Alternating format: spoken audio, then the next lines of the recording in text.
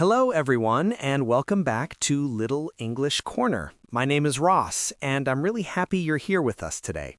Hi, everyone. I'm Rachel. Thank you so much for joining us. At Little English Corner, we bring you simple and friendly English lessons every day to help you improve step by step.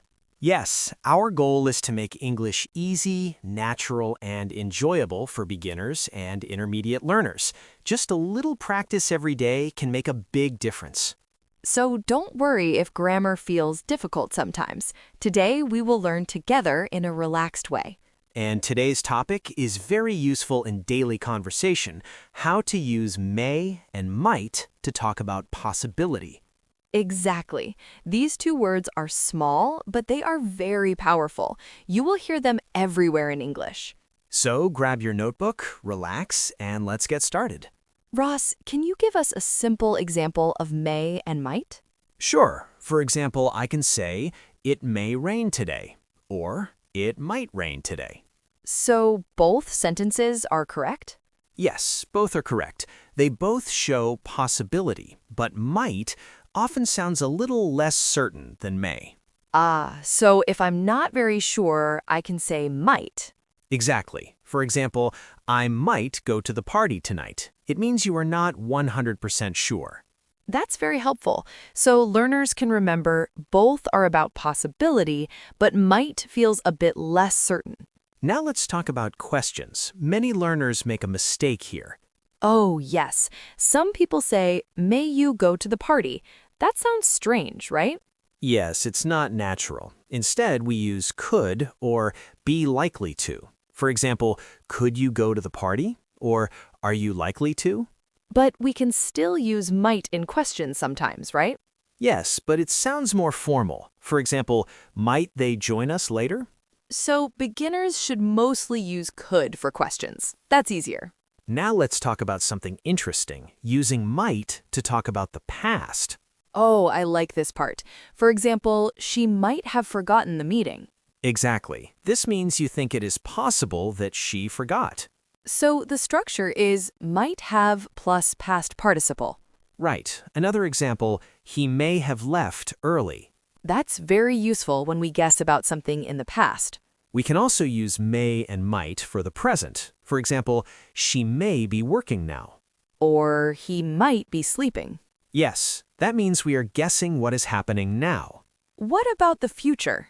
Good question. We can say, I may travel next year, or I might start a new job. So it's the same idea, possibility, but in the future. Now let's look at a very useful pattern. May not, but, or might not, but. Can you give an example? Sure, this book may not be easy, but it is interesting. Oh, I see. You are balancing two ideas. Exactly. Another example, she might not be rich, but she is very happy. Now let's talk about giving permission. This is very important in how we use may. Yes, for example, may I leave now? Or may I ask a question? This is polite and formal, very useful in school or work. Now let's make it more fun with a small story. Great idea. Yesterday, I called you, but you didn't answer. What happened? I might have been sleeping. Or you may have been busy. Yes, I may have been working on a project. See, we are using may and might to guess about the past. Let's try another situation. Imagine your friend is not at home. You can say, she might be at the supermarket. Or she may be visiting her parents. Sometimes we also use might have been plus ing. Right. For example, he might have been studying all night. That means we imagine an action that continued in the past. Now let's talk about making suggestions. Yes, for example, you might want to try this restaurant. This is a polite way to give advice. Let's review quickly. We use may and might to talk about possibility. We use might have plus past participle to talk about possible past events. We use may be, might be, plus VING to guess about the present. And we use may for polite permission. Before we finish, let's give one more example together. Okay, I might go out tonight, but I may stay home if I feel tired. Perfect. That sounds very natural. Thank you so much for listening to Little English Corner. If you enjoy this podcast, don't forget to subscribe and share it with your friends. Practice a little every day, and your English will improve. And please leave a comment below. Tell us your examples using may and might. We'd love to hear from you.